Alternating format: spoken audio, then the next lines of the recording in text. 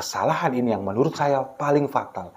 Kenapa lembaga eksekutif seperti pemerintah Kota Payakumbuh tunduk kepada ormas seperti MUI?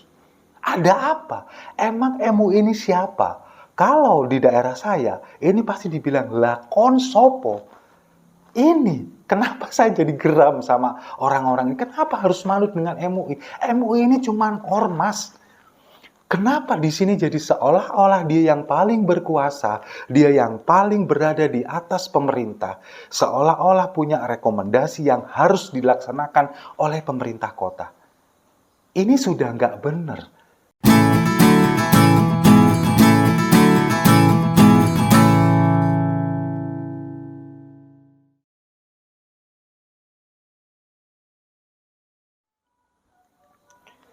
Salam damai untuk Indonesia. Berjumpa lagi bersama saya, Papa Dimas. Info kali ini datangnya dari pengurus MUI yang sange lihat betis Bu Camat.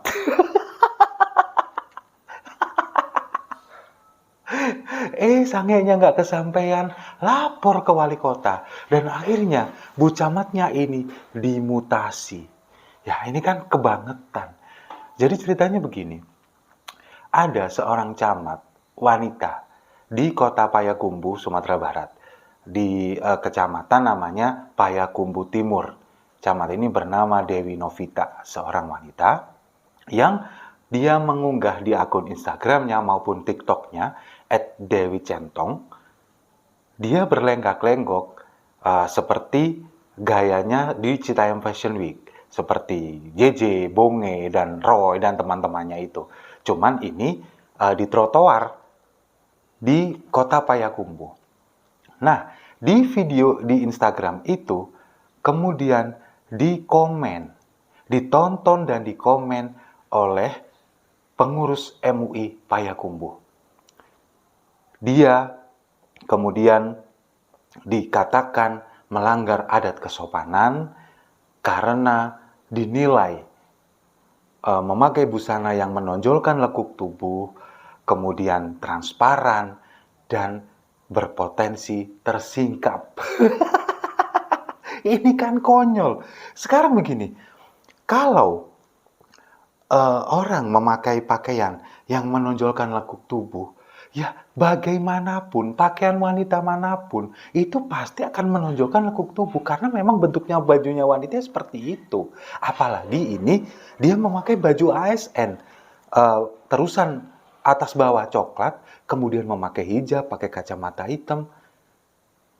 Kalau misalkan ada berpotensi tersingkap, terutama bagian bawah, ya namanya juga kain, Mas. Kalau kain, kena angin, kena apapun ya pasti tersingkap. Kalau nggak mau tersingkap, pakai baju besi. Kayak waktu zaman perang zaman dulu di Inggris. Pakai baju besi, nggak bakal tersingkap. Apa MUI mau setiap wanita yang ada di Indonesia pakai baju besi? Enggak kan? Berat, Mas. Nah, yang menjadi perhatian dari MUI, pengurus MUI Payakumbuh ini, Dewi ini dinilai tidak sesuai dengan pakaiannya, tidak sesuai dengan syariat, melanggar kesopanan, menonjolkan lekuk tubuh, berpotensi tersingkap, dan lain sebagainya. Padahal di sana, kalau kita lihat videonya, Ibu Camat ini, dia memakai pakaian ASN, coklat-coklat, kemudian pakai hijab, pakai kacamata hitam, dan memang di bagian betis belakang, ini agak ada belahan sedikit, tapi ya nggak tinggi-tinggi amat. Itu yang baju ASN. Kemudian di video yang kedua, dia memakai setelan baju berwarna ungu. Dengan hijab juga, pakai kacamata, dan ternyata baju warna ungu ini adalah baju khas dari Payakumbuh. Baju kurung tenun balai panjang, khas Payakumbuh. Kenapa Dewi kok menonjolkan ini? Karena dia ingin menggugah inspirasi, kemudian ingin menggugah kreativitas anak-anak muda yang ada di Payakumbuh supaya tidak kalah dengan daerah-daerah lain seperti di Jabodetabek. Bahkan fenomena Citayam Fashion Week ini juga sudah merambah di berbagai penjuru di Indonesia. Nah, apa salahnya Ibu Dewi ini ingin mencoba anak-anak muda yang ada di Payakumbuh, ayo coba kreasikan ide kalian, kreativitas kalian, tuangkan di sini. Gak apa-apa, gak ada yang salah di sini. Memang gak ada yang salah.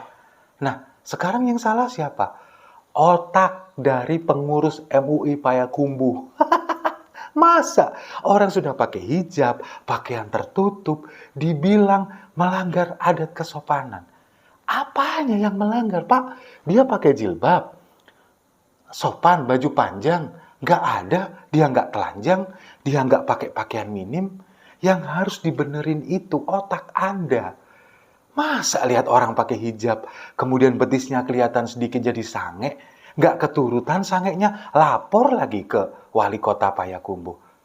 Nah, ini kan gara-gara otak bejat dari pengurus MUI yang nggak kesampaian, akhirnya membuat karir seorang camat ini harus berantakan. Padahal sebetulnya di sini, otak Anda dulu bersihin, jangan komentarin dulu gaya pakaian orang lain. Bersihin dulu pikiran Anda, pola pikir Anda. Sekarang apa yang Anda inginkan dengan hal seperti ini? Kalau pakaian ini kurang syar'i, coba lihat santri-santri yang ada di pondok pesantren. Kurang syar'i apa mereka? Tapi tetap aja mereka jadi korban perkosaan, korban pencabulan, kebiadaban ustadz dan oknum ustadz dan guru ngaji mereka. Jadi yang salah siapa? Pakaian mereka? Enggak, pola pikir, otak mereka yang harus dibenerin.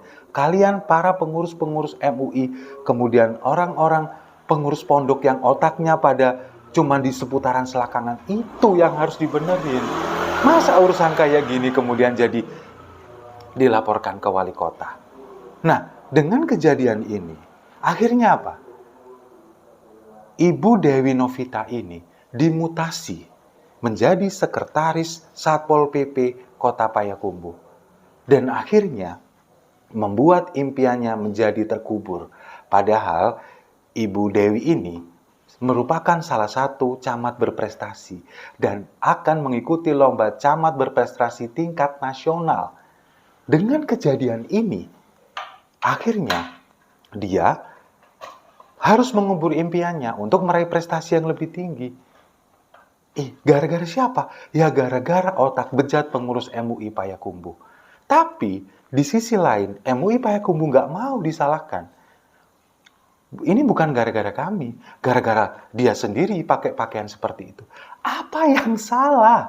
Pakaiannya nggak ada yang salah, otak Anda yang salah. Sengklek kalau saya bilang.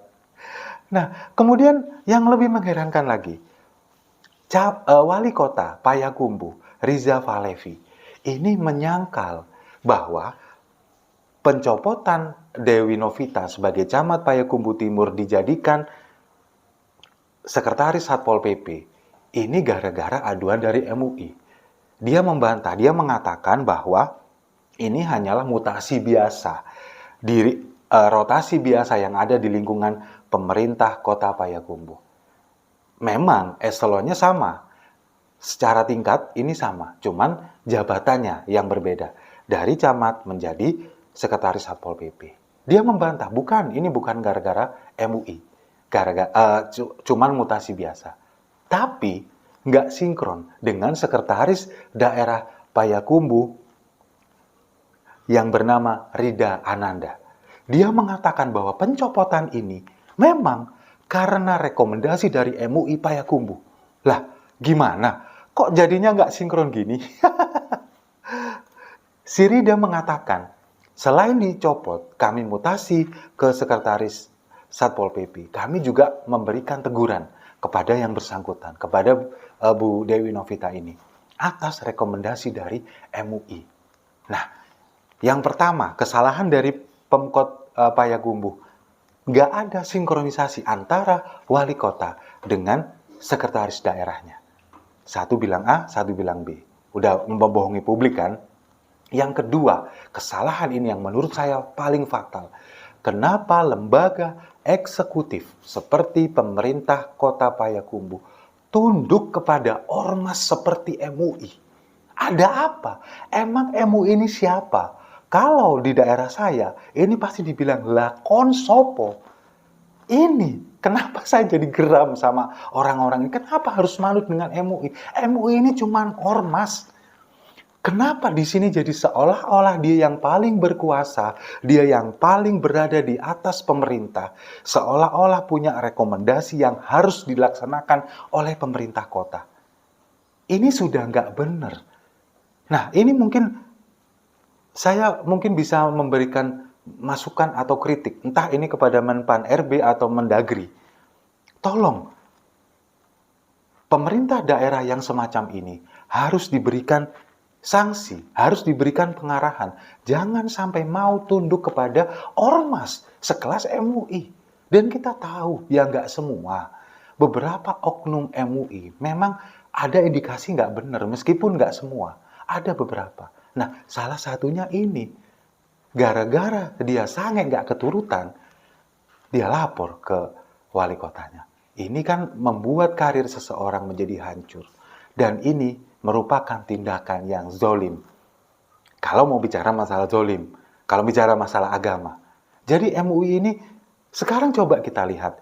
Saat ada banyak kasus pencabulan, kasus pelecehan seksual terhadap anak santriwati di pondok pesantren, yang harusnya MUI berkomentar, mereka justru diam.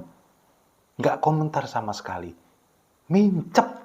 Tapi giliran yang seperti ini, ngurusin pakaian seseorang, gara-gara lihat betis, kemudian dia nggak kesampaian, lapor ke wali kota dan merekomendasikan untuk diberikan sanksi. Ini kan konyol.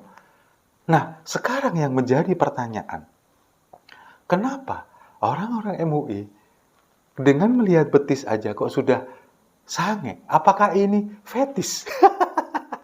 Kelainan dong. Ya nggak juga sih sebetulnya. Tapi harusnya nggak dipraktekkan di sini, begitu loh.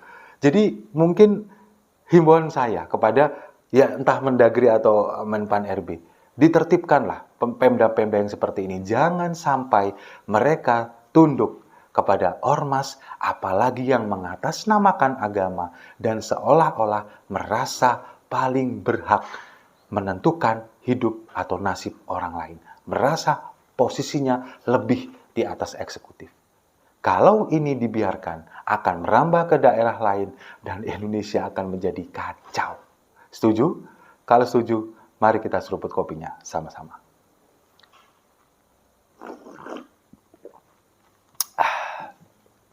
Saya rasa itu. Terima kasih sudah menyimak. Jangan lupa like, komen, dan subscribe. Salam damai untuk Indonesia.